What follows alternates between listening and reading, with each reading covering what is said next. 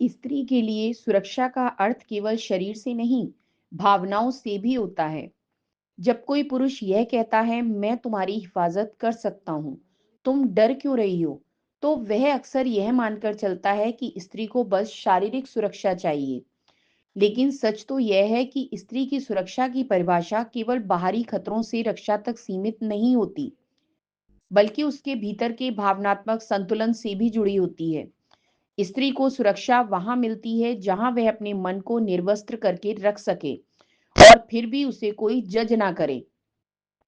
वह तब सुरक्षित महसूस करती है जब उसे यह यकीन हो कि उसकी भावनाएं, उसकी कमजोरी, उसकी उलझनें और उसकी गलतियां भी उसके रिश्ते में स्वीकार की जाएंगी। स्त्री की सुरक्षा को अगर परतों में देखें तो पहली परत शारीरिक सुरक्षा है।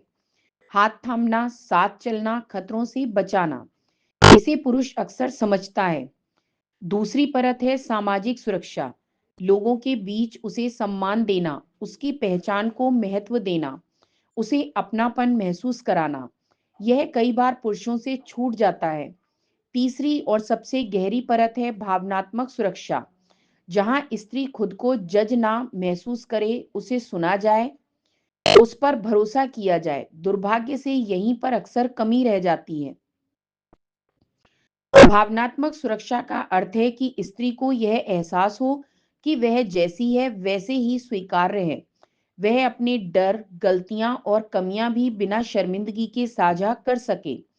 जब वह थक जाए, टूट जाए, रोए या गलत भी सोच ले, तब भी उसका साथी उसे यह भरोसा दे कि वह उसका साथ नहीं छोड़ेगा।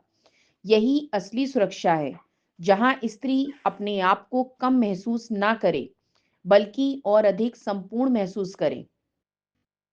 पुरुष अनजाने में भावनात्मक असुरक्षा भी पैदा कर देता है। जब वह उसकी बातों को ओवर रिएक्शन कह देता है, किसी और स्त्री से तुलना करता है, मजाक में उसकी कमियां उभारता है या उसके इमोशंस को दिमाग की कमी कहता है, तो यह सीधे सीधे उसके आत्मसम्मान को चोट पहुंचाता है। जब वह उसकी मौजूदगी को हल्के में लेता है या उसे यह महसूस कराता है कि वह बहुत मांगती है, तब स्त्री बाहर से मुस्कुराती तो रहती है, लेकिन भीतर से एक दूरी बना लेती है। ऐसी दूरी धीरे धीरे रिश्ते में खामोशी की खाई पैदा कर देती है। तो पुरुष भावनात्मक सुरक्षा कैसे दे सकता है? सबसे पहले उसे मैं हूं का भरोसा जताना चाहिए। यह हर बार इस शब्दों से कहना जरूरी नहीं, लेकिन स्त्री को हर पल यह महसूस होना चाहिए कि उसका साथी उसके साथ खड़ा है। दूसरा, उसे यह स्पेस देना चाहिए कि तुम जैसी हो वैसी भी ठीक हो। उसे बदलने की कोशिश ना करें, बल्कि उसकी कमियों को भी उसकी खूबी की तरह अपनाएं। जैसे यह कहना, मुझे तुम्हारा यह गुस्सा भी अच्छा लगता है क्योंकि इसमें तुम हो। तीसरा, उसकी भावनाओं पर भरोसा करना सीखें।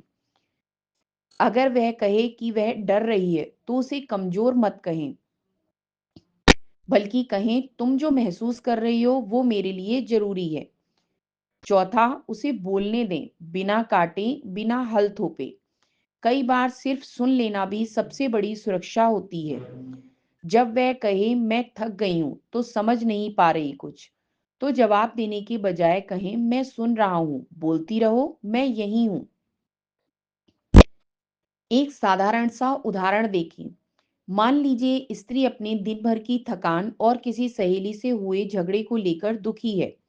पुरुष की आम प्रतिक्रिया होती है, इतनी छोटी छोटी बातों में क्यों उलझती हो, छोड़ो ना, कोई बड़ा काम कर लो जिंदगी में।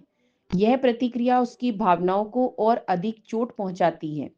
लेकिन अगर पुरुष कहे, आज का दिन शायद भारी रहा तुम्हारे लिए, आओ बैठो, मैं तुम्हें सुनना चाहता हूं, तो स्त्री तुरंत अपने भीतर एक सुरक्षित कोना महसूस करती है, जहां वह खुल सकती है, टूट सकती है और फिर से जुड़ सकती है।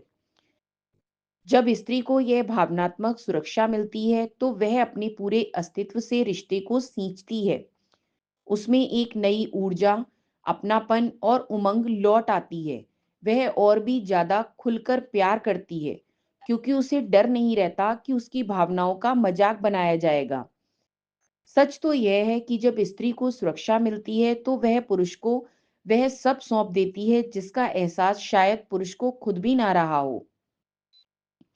अंततः स्त्री की सुरक्षा उसकी कमजोरी नहीं, बल्कि उसकी शक्ति को प्रकट करने की शर्त है। जब पुरुष केवल बाहरी सुरक्षा देने की जगह भावनात्मक रूप से उपस्थित रहने का हुनर सीख जाता है, तभी वह स्त्री को सचमुच अपने पास और अपने भीतर महसूस करा सकता है।